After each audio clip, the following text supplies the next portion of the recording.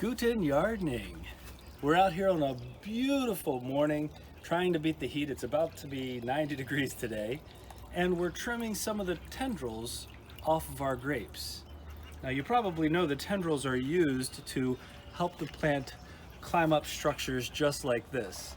But in our case, we're actually tying our grapes to the structure, and they've already grown enough and they're already attached enough that we don't need all these tendrils taking away energy from fruit production and fruit growth itself.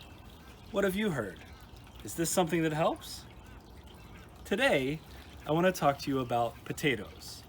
Now, potatoes are one of my favorite vegetables to grow and one of our favorite vegetables to harvest. There's just something exciting about digging into the ground and not knowing exactly what's going to come out, the quantity, the size, and being surprised. It's also something that young children, well, all children enjoy doing, it seems to me. We decided this year to try something a little bit different. In the past, because of our limited space, we've focused on growing potatoes solely in potato bags. And that's a wonderful experience for some of you who may have very small areas to work in. But this year, we're trying to do 4 different methods of growing potatoes to see which ones work the best. Now, potatoes are fantastically versatile. We can eat them at breakfast, lunch, dinner, fried, steamed, mashed. There's so many options and alternatives for fixing the potatoes that it's just a great crop to have as much of as possible. And under the right conditions, these last a long time as well.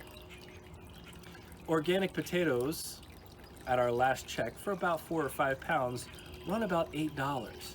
And so if you can produce enough potatoes to keep you over several months, organic potatoes are going to serve you well and save you a lot of money. This year, we planted about 15 pounds of potatoes. Now, on average, the harvest can be anywhere from 2 to 3 times that weight, all the way up to 10 times that weight. It's really dependent on the soil, the weather, and there's a lot of other possible ways in which the crop could be increased or decreased.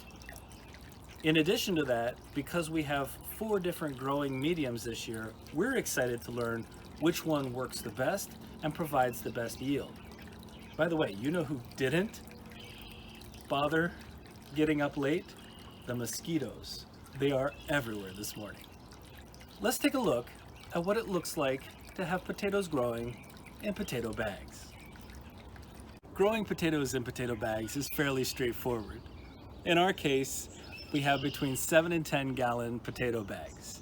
In each of those bags, we've filled our own mix of soil, some native, some not, and we've placed 3 potatoes.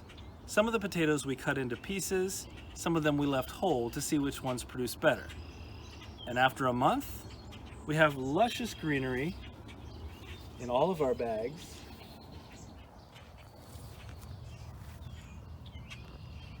And we even have some flowering already.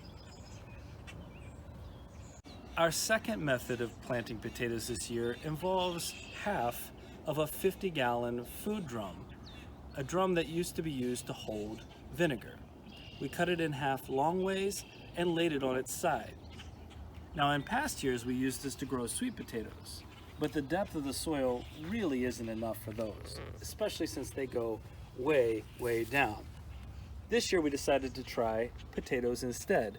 This is a different variety than we planted in the potato bags, and this variety is also performing quite well. You can see some of the flowers that are just starting. Our third method is probably our most creative. We didn't have to expend any resources in terms of soil to create this growth. This is the hay method. We've taken straw and hay, about a foot of it, that we've had to refill several times, and we planted the potato touching the soil underneath. And well, it is growing. Our last method is the traditional method. And I guess there's a reason why it's traditional. If you look at the growth in these typical rows of potatoes, you'll see beautiful flowers, beautiful green colors, and they're clearly, after only a month, doing great. You can tell the different varieties by the different colors of flowers. Overall, we planted a total of 5 potato varieties.